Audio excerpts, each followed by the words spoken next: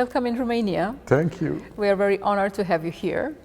A few months ago, I've started this project called the Podcasts of Enescu Festival in Romanian National TV, and I've got inspired from the TEDx, TED Talks, because you know, when an artist is all over the internet, everyone can see where he plays or where he gives the concerts, but not everyone knows how his feelings are when on stage, or how hard is life, studying the instrument all the time and trying to search for the best of the best things. So I want to have a small talk with you about this, about feelings, emotions, and the power of the vulnerability when you are on stage with the public in front of you. Wonderful topics.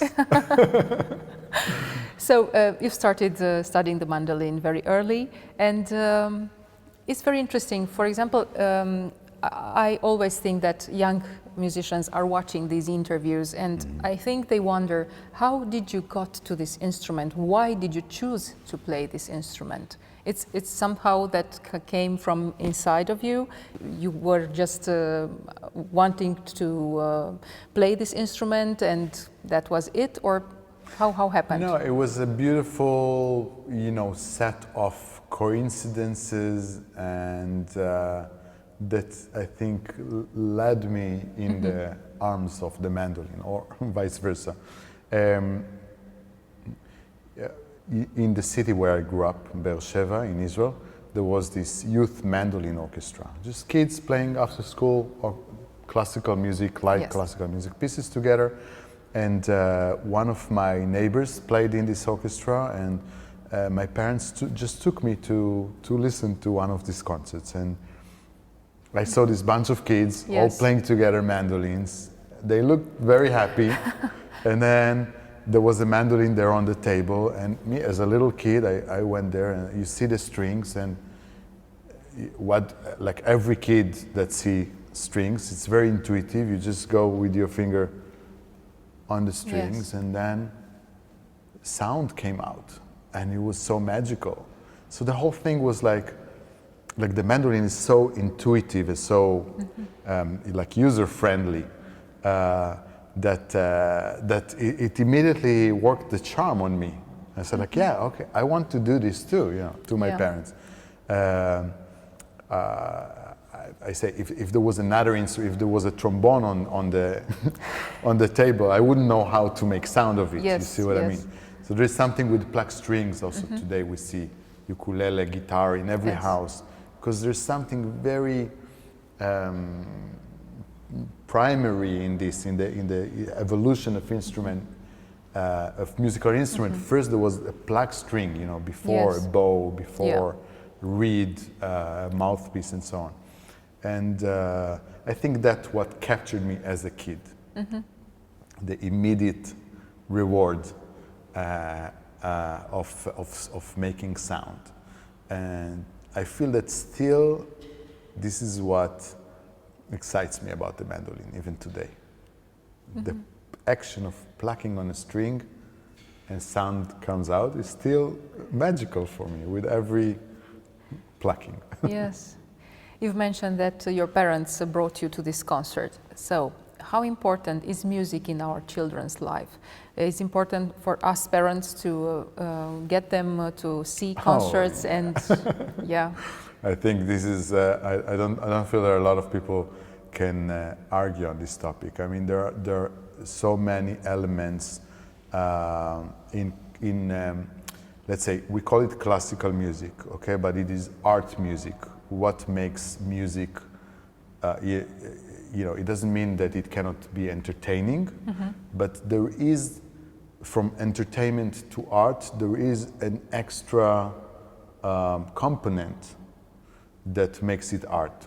And what is art? I feel that one of the ways to describe it, or to put your finger on the difference, is an element of abstract. When you see a painting as opposed to a photo shoot that has an element of it can be even like 3 lines that form a face. Yeah, we use our imagination to feel the expression of the face. Yeah, so actively we are part of the experience with our imagination, with our kind of abstract view. The same thing when you read a book, as opposed to watching a film on the cinema. You have to construct in your head the scenery. We can read the same book, we picture the room where it takes place, the red dress of the main protagonist, according to the description that we read. We picture it maybe differently according to our life experience, but we have the same experience. We can talk about the same book that we read, and we had the same artistic experience. So this is art. Also in music, there is something in classical music, harmonically, melodically, that is complex, that it has a complexity, that has an element of abstract, that can generate feelings that are not, sad, happy. They are much more complex. So complex that it's even very, very hard to describe them in words. Not even more complex than, sad and happy, nostalgic, thoughtful. They're even more complex than that. So, and this is the beauty about it, that from sounds you can evoke a very, unique and very complex feelings. And that's what makes it art. That's exactly this abstract component that that goes into your life experience, to your bank of imagination, to your bank of experiences, and communicate with that and generates the artistic experience. Yes. What was the question? I cannot remember. It was how important is the music in our children's life? Yes. Okay, that's right. So children, if we want, children to use that abstract thinking, which is very important. This is how we human beings invent things, right? With our imagination, we are able to imagine things that are not right here, right now. For one thing, this is important. To play an instrument, you have all the motor skills and discipline and all the things that I have a 10 years old at home, so this is now I'm like practicing the parents who insist that they sit by the piano against their will, and stick to it, and discipline and motor and all that.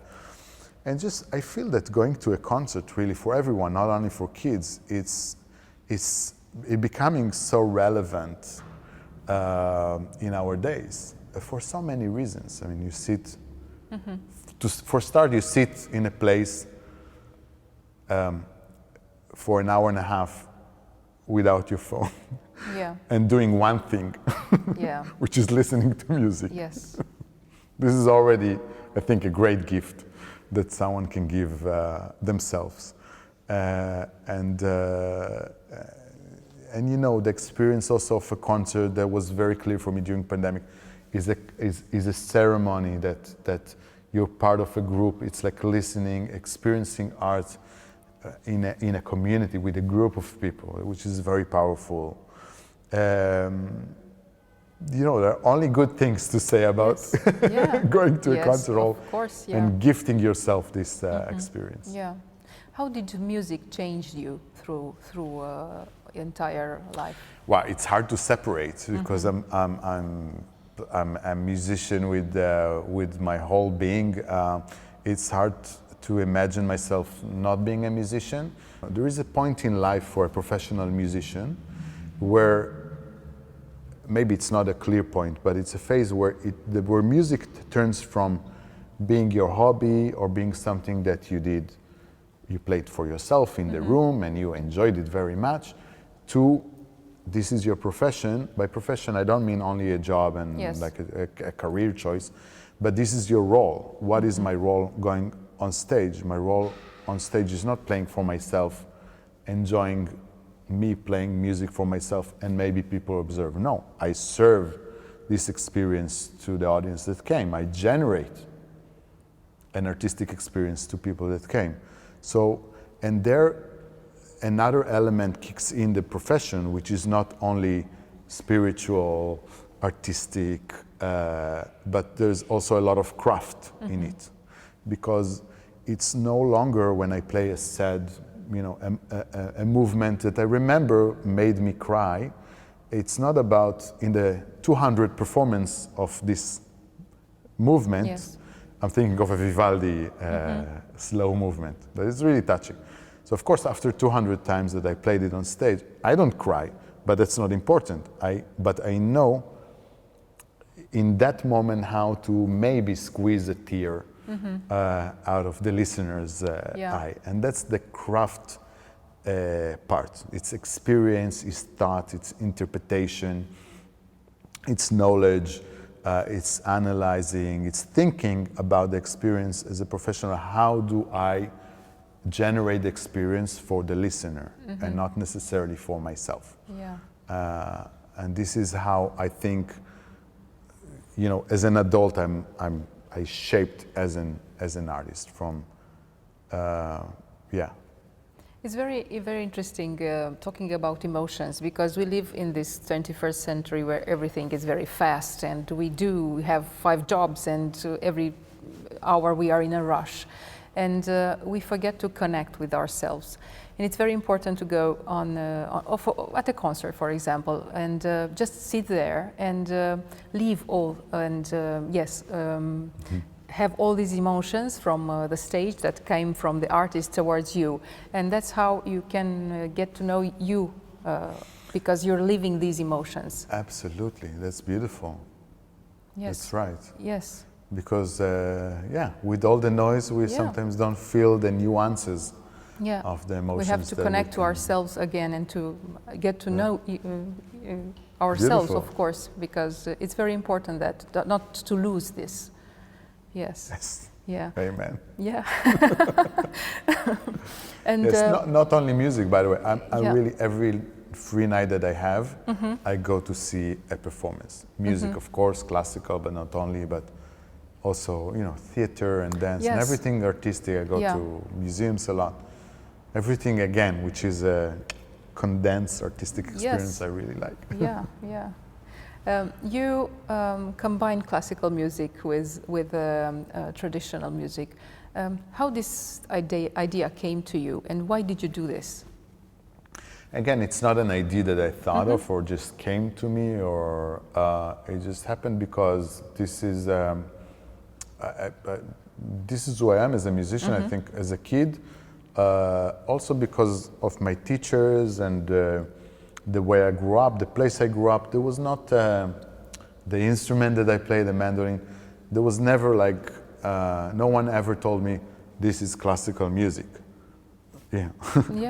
This was music. We played classical music in the school with the orchestra, with the youth orchestra I was talking about, and but also our conductor sometimes gave, arranged for us folk music from America or from France or from Israel, and some Israeli songs that were on the radio, and also each music that I liked, I was playing. I liked rock a lot growing up as an adolescent. Okay, then I played it. Then I played a lot of klezmer music that led me into Balkan music. I performed with jazz musicians. So every music that attracted me, I was like going and acquiring the nuances and just playing it. So I never had thought of myself as, or thought of classical music as this is confined space where this is the experience. And because for me, it's not like that, I thought, why should it be for the audience? I mean, why shouldn't we start to question these things in a context of a concert hall? And also another element that kind of drives some of these concerts is the contrast.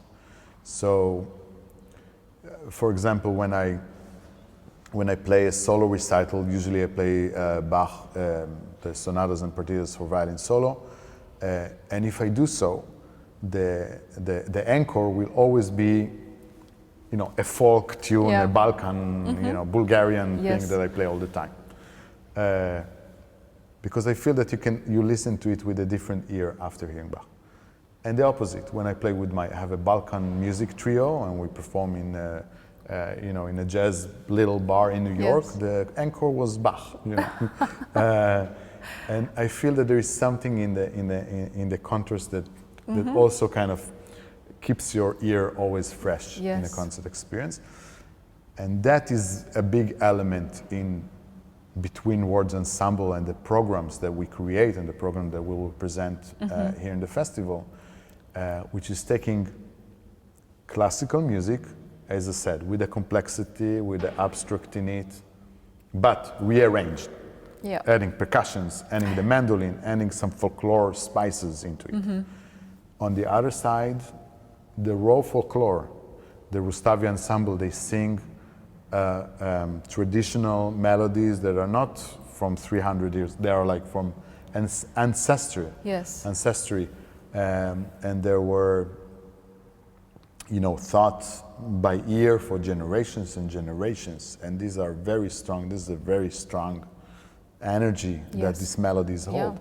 And this is like the raw, kept traditionally preserved. And everything in this spectrum, and whichever way we could mix the two things, or we can contrast the two things, is part of the concert program. Yeah, very, very interesting, and we can't wait to hear it, of course.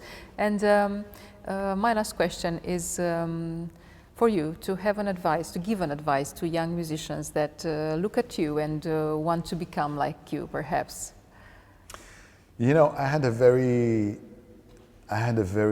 peculiar path as a young musician, because I played the mandolin.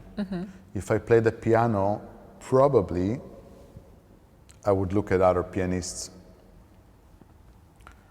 see what the path they did, go through the repertoire which is in the canon of piano playing, then go to competitions. And then, there is pretty much a path for a young pianist, violinist, cellist, flutist. I didn't have none of those. I couldn't see anyone who was doing classical music on a mandolin. And that was the blessing that I had, because it forced me in the most wonderful way to be creative, to find my thing, to create my own path. Exactly, yes. And it's frightening at the beginning because you don't have any leads, but on the other hand, it's very liberating not having this sequence of things that you have to do as a young musician. And with a lot of trial and error, I guess I really found my thing. And this is what I can. Yes. This is my advice. Find your thing, and hopefully there will be enough people interested in your thing and would like to follow it and would like to experience it. But when that thing, whatever it is authentic and comes from the inside of you, then it's powerful. Then it can work. Yes, it is said here in Romania. We have a word that you have to be to be very courageous and to do and go on that path that you believe that it will be the right one, because God or the universe, how you want to call it, will create it for you. Yes. And that's very true, because you have to be very courageous to do that and believe in your dream. That is true. Yeah. So the young generation should believe in their path. Absolutely. Yeah. And just do it. And just do it. Go for it. Thank you very much. Thank you. It was a pleasure. Thank you. Thank you.